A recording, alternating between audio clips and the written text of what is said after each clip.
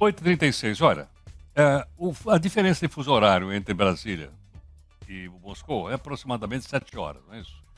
Então lá agora começa ao final da tarde, são 6 horas. A gente está me corrigindo aqui, são 6 horas. Muito bem, no final da tarde vai ter um jantar lá em Moscou, patrocinado pelo Putin, juntamente com o chefe de Estado. O presidente Lula já está lá em Moscou, ele vai participar desse jantar. Pela comemoração de 80 anos da vitória da União Soviética sobre a Alemanha nazista, que colocou fim à Segunda Guerra Mundial na Europa, porque no Japão continuava. Então isso se transformou numa grande festa lá. Bom, para a gente poder entender o que significa isso para o Putin, que está envolvido também na guerra da Ucrânia, a doutora Giovana Branco, doutoranda em Ciência Política da USP, especialista em política russa, está aqui conosco. Professora, muito obrigado por atender aqui o Jornal Nova Brasil. Bom dia, Heraldo. Bom dia a todos. Obrigada pelo convite. Professor, o que significa para o Putin, para o seu governo e para a situação que a Rússia vive nesse momento, uma comemoração de 80 anos da vitória da União Soviética na Segunda Guerra? É uma data extremamente importante para a Rússia. Eu diria que é o principal feriado nacional já há muitos anos. E, obviamente, quando a gente pensa nesse marco temporal, né, de 80 anos, é ainda mais relevante. Nesse caso, é mais importante ainda quando a gente pensa na situação da Rússia, que está vivendo um conflito armado com a Ucrânia já há muito tempo e tem hoje mais de 29 chefes de Estado comparecendo a essas comemorações do Dia da Vitória, que é como é conhecido esse dia lá na Rússia. É uma forma de legitimar o regime do Putin e também de mostrar que a sua diplomacia internacional vem sim ganhando bastante notoriedade. Professora, entre esses 29 chefes de Estados, o Trump eu acho que não foi, o Macron também acho que não. Essa turma não foi. Esses 29 são o quê? Aliados da Rússia, é isso? Não? Tem lá o Lukashenko, que é ditador, tem outros, tem o Maduro, não é isso ou não? É isso mesmo, nós temos, a grande maioria são estados pequenos, a gente está falando sobre vários estados no leste asiático, na África, mas também esses aliados mais normais, naturais do regime Putin, que são ali as outras autocracias. Mas eu destacaria o papel de 3 países que estão comparecendo a essa reunião, que é justamente o Brasil, a Índia e a China, que são países dos BRICS. E a gente percebe justamente como que essa aliança atualmente vem se fortalecendo no contexto de guerra na Ucrânia e o quanto esses países se utilizam desses momentos de comemoração coletiva, né, para se reunirem também para fortalecerem essa ideia de uma nova alternativa global, de dispensar realmente a liderança dos Estados Unidos e dos países europeus para criar uma nova ordem internacional. Sob o comando do Putin. Ou sob o comando da China, né? No momento, eu diria que eles estão compartilhando essa liderança. É ainda uma disputa bastante difícil ali nos BRICS sobre quem de fato exerce o comando, mas obviamente o Putin está tentando trazer para o seu lado esse momento de notoriedade. Ele consegue reunir grande parte dos países lá em Moscou justamente para comemorar o Dia da Vitória.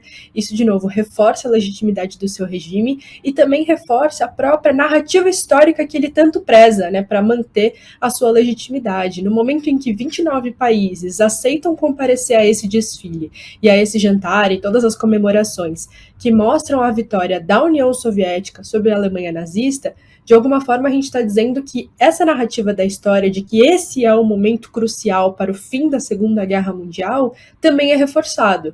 E isso se, obviamente, dispensa, por exemplo, a narrativa sobre o dia D, que é a narrativa europeia, né? Que aquilo foi, de fato, o fim da Segunda Guerra, quando as forças aliadas desembarcaram na Normandia. A gente também está falando aqui sobre disputas da própria história, e não só do que tem acontecido hoje.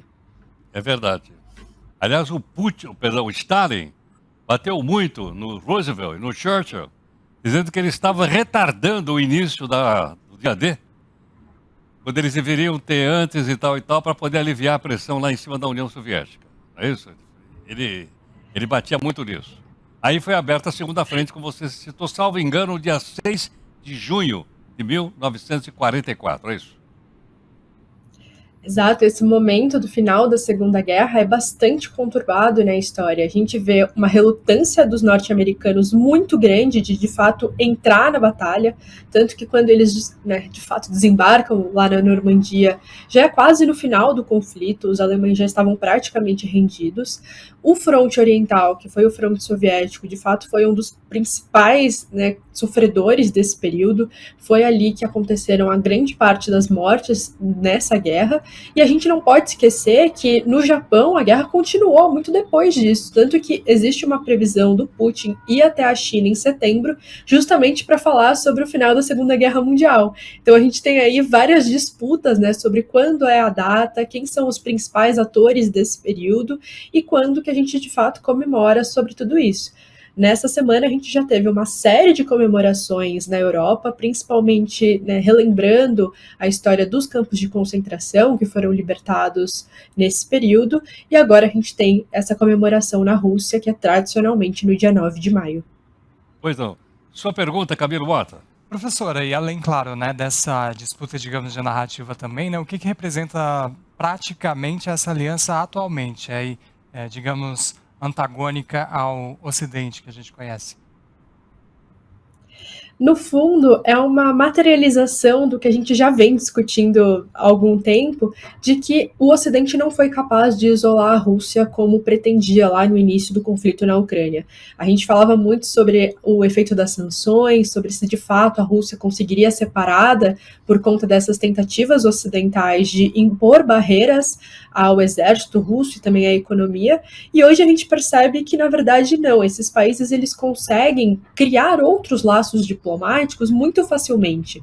Então, hoje a gente vê um protagonismo muito grande da Rússia, mas também da China, da Índia, do Egito, do Brasil, de outros países que não estão satisfeitos com a atual ordem internacional, que nesse momento de governo Trump também se veem deixados de lado, já que o governo Trump tem, né, combatido até mesmo seus aliados mais próximos e que vem buscando essas brechas de poder. E isso faz com que outras ordens de potência internacional possam ser possíveis. Então, no fundo, o que a gente tem visto agora é uma mobilização muito real de países que estão insatisfeitos com a atual situação do mundo. Professora, não sei quem foi que no passado disse que o que era bom para os Estados Unidos era bom para o Brasil. Acho que foi lá no período do Vargas, por aí afora. Isso quer dizer que o Brasil está deixando de ser aliado dos Estados Unidos? Eu diria que o Brasil, por muito tempo, buscou essa proximidade com os Estados Unidos, justamente prevendo algum tipo de vantagem no futuro, né? Estando ali próximo, possivelmente conseguiria retirar também vantagens dessa relação. Mas a verdade é que já faz muito tempo que o que é bom para os Estados Unidos não necessariamente é bom para o Brasil e vice-versa. Então a gente tem observado governos norte-americanos que não colocam o Brasil como uma prioridade na sua política externa, principalmente nesse cenário de aumento de conflitos internacionais, de crises econômicas. A verdade é que a relação com o Brasil fica assim em segundo plano. E me parece que hoje o governo Lula já vem tomando uma posição um pouco mais clara, embora não tenha sido de fato uma questão declarada ainda, de então mudar o seu eixo de relações e tentar buscar esse protagonismo internacional que o Brasil tanto preza em relações como, por exemplo, na China e na Rússia. Então, me parece que hoje, em relação ao Trump, o Brasil agora já dá uma afastada e busca, de alguma forma, né, conseguir ocupar outros espaços nas relações internacionais, o que, obviamente, pode provocar uma série de crises ali nas relações com a União Europeia e também com a Ucrânia. Professora, muito obrigado por sua gentileza. Obrigada pelo convite, até a próxima. Muito obrigado, professora Giovana Branco, que é doutoranda em ciência política. Claríssimo. Muito didático, muito interessante para a gente poder entender, porque às vezes é um negócio confuso. Mas você tem uma pessoa como essa, que fala uma linguagem simples, fácil da gente poder entender, e da gente, cada um de nós, formar sua própria opinião também sobre esse assunto.